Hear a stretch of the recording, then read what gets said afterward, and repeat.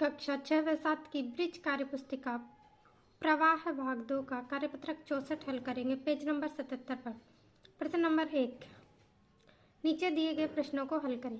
तो ये प्रश्न हमें दिए हुए, इन्हें हमें बोडोमास के नियम से हल करेंगे। तो बोडोमास का मतलब क्या होता है, देखिए।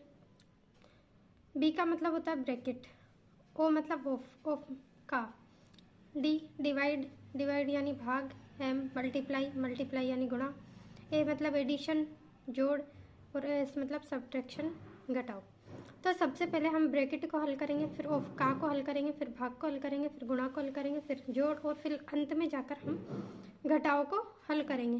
तो इस तरीके से हम इन सवालों को हल करेंगे। तो यहाँ देखिए ब्रैकेट है हमारे पास, तो पहले ब्रैकेट, फिर उसके गुणा और फिर प्लस। इस बोडोमास की सहायता से हम हल करेंगे। तो ब्रैकेट के अंदर देखिए, ब्रैकेट के अंदर क्या है, 3 गुणा 2, तो 3 गुणा 2 क्या होता है 6। तो ब्रैकेट भी हल हो गया और गुणा। अब देखिए हम जोड़ को हल करेंगे, तो 4 + 6 कितने हो गए 10। खैर देखिए यहाँ ब्रैकेट है, फिर भाग है और फिर जोड़ है। तो सबसे पहले हम ब्रैकेट को हल करेंगे। तो ब्रैकेट 3 + 5 8। अब भाग दिया हुआ है, भाग को हल करो। 8 में 8 का भाग दिया तो कितना आ गया 1। यहाँ ब्रैकेट है 3 + 5 और गुणा में क्या है 8। तो 3 + 5 ब्रैकेट को हल करा, कितना आ गया 8, और 8 से गुणा किसका कर दिया 8 का, तो 8 8 64। इसी का घ देखिए, ब्रैकेट है और एक गुणा है, तो ब्रैकेट को हल करेंगे फिर गुणा को हल करेंगे। तो ब्रैकेट 10 - 5 5 और गुणा 7, तो 7 × 5 = 35। यहाँ देखिए ब्रैकेट और गुणा है, तो ब्रैकेट 23 - 5 कितने बचे 18, गुणा में 5 है, तो 18 × 5 करें तो कितना आ गया 18 × 5 = 90। अगला सवाल देखिए, चाहे 3 × 5, ये ब्रैकेट में है तो पहले इसको हल करेंगे और फिर गुणा में क्या है 5। तो देखिए 3 × 5 कितना हो गया 15, गुणा 5, 15 × 5 = 75। इस तरीके से हमने बोडोमास के नियम का प्रयोग करते हुए इन सभी सवालों को हल किया है।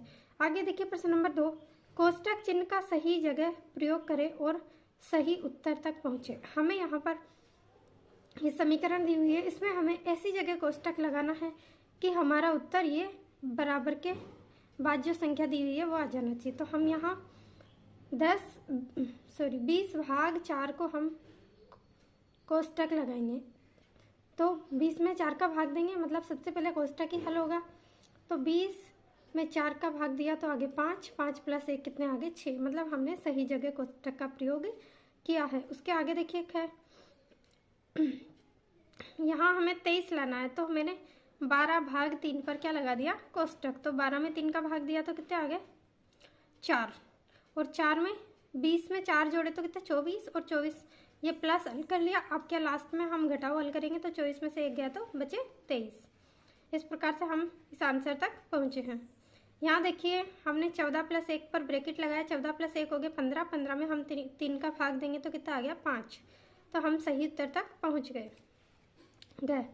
16 प्लस यहाँ 4 × 2 पर हमने ब्रैकेट लगा दिया, तो 4 × 2 कितने हो गए 8, 8 और 16, इन दोनों को 8, और यहाँ पहले भाग है तो भाग को हल करेंगे। तो भाग देखिए 8 में हमें इस उत्तर तक पहुँचना है, तो इसके लिए हमने 16 में 8 जोड़े, कितने आगे 24, और 24 में 3 का भाग दिया, कितना आया 8। तो हम सही उत्तर तक पहुँच गए ना।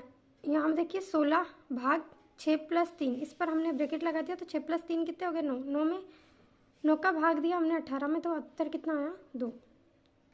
तो इस प्रकार से हम सभी प्रश्नों में सही उत्तर तक पहुँचे हैं। प्रश्न नंबर 3, चिन्हों ब्रैकेट प्लस माइनस गुणा भाग का प्रयोग करें और सही उत्तर तक पहुँचे। यहाँ केवल हमें ब्रैकेट का प्रयोग करना था, यहाँ हम ब्रैकेट प्लस माइनस गुणा और भाग सभी चिन्हों का प्रयोग करके हम इस उत्तर तक पहुँचेंगे। तो देखिए यहाँ पर 5 के बाद मैंने लगाया गुणा, और फिर 4 + 6 इसको ब्रैकेट में लिखा और अंत में क्या लगा दिया भाग। तो 4 + 6 कितने हो गए 10, 10 का गुणा, 10 में हमने भाग दिया 5 का। इसमें हम बोडोमास का ही प्रयोग करके हल कर रहे हैं। तो देखिए 10 में भाग दिया 5 का, तो कितने आ गए 2 का, तो 5 आ गया। तो 5 का गुणा 5 से करा, कितना आया 25। इस तरह से हम सही उत्तर तक पहुँचे हैं। 4 × 4 को ब्रैकेट में लिखा, प्लस 2 × 7 को भी हमने ब्रैकेट में लिखा। तो पहले ब्रैकेट हल करते हैं, ये आ गया 16 और ये 14, तो 16 और 14 को जोड़े तो कितना आया 30। गए। यहाँ 30 फिर माइनस ब्रैकेट लगाया और ब्रैकेट में लिखा 2 गुना 3, तो 2 गुना 3 हो गया 6 और 30 में से 6 गए तो 24। ये क्वेश्चन में कुछ मिस्टेक है तो ये सही उत्तर तक हम नहीं पहुंच पा रहे हैं। अगला क्वेश्चन देखिए, किसी भी प्रकार के चिन्हों का प्रयोग करके पढ़ना है। 16 भाग 5 + 3 + 1, तो 5 + 3 ब्रैकेट में है तो इसको हल करा, 5 + 3 कितने हो गए 8, और 8 का भाग हमने 16 में दिया तो 2 आ गया, 2 में 1 जोड़ा तो कितने 3। 10 + 2 गुना 3 को ब्रैकेट में लिखा तो 2 गुना 3 हो गए 6 और 10 में 6 जोड़े तो 16। प्रश्न नंबर 4, दी गई संख्याओं को हल करें। तो यहाँ पर हमें 8 + 5 गुना 5 - 4 ये दिया हुआ है समीकरण, इसको हल करना है। तो यह देखिए 5 गुना 5 हो गए 25 और 25 में 8 जोड़े तो 25 + 8 हो गए 33, 33 - 4 करें तो बचे 29। यहाँ देखिए क्या है 3 + 8 गुना 6 - 6, तो पहले 8 गुना 6 करेंगे तो 8 गुना 6 करा 8 × 6 = 48, 48 में 3 जोड़े तो 3 51 और 51 में से 6 घटाए तो बचे 45 गए। 12 + 3 गुना 12 - 2, तो 12 3 36, 36 में 12 जोड़े तो 48, 48 में से 2 घटा लिए तो कितने आ गया 46। इसको हम बूढ़ोमास की सहायता से ही हल कर रहे हैं। यहाँ देखिए 20 + 20 गुना 2, 20 गुना 2 करें तो 40, 40 में 20 जोड़े तो कितने आ गए 60, तो 60 में से 10 घटाया कितना बचा 50। इस तरह से हमने बूढ़ोमास की सहायता से इन समीकरणों को हल करा है। प्रश्न नंबर 5, निम्नलिखित तालिका में दी गई संख्याओं का योग करें। यहाँ पर हमें ये संख्या दी गई है, इनका योगफल करना है यहाँ, और जो मान आएगा धनात्मक या ऋणात्मक परिणाम प्राप्त होगा उसको हम यहाँ लिखेंगे। तो यहाँ देखिए माइनस का 8 प्लस का 6, तो माइनस का 8 प्लस का 6, तो ये माइनस और 1 प्लस, तो संख्याएं क्या हो जाएगी माइनस। तो 8 में से 6 गए तो बचे 2 और बड़ी संख्या यहाँ माइनस की है तो चिन्ह आ गया माइनस का, तो ये ऋणात्मक संख्या है। माइनस वाली संख्याओं को हम बोलते हैं ऋणात्मक, तो ये आ गया ऋणात्मक परिणाम।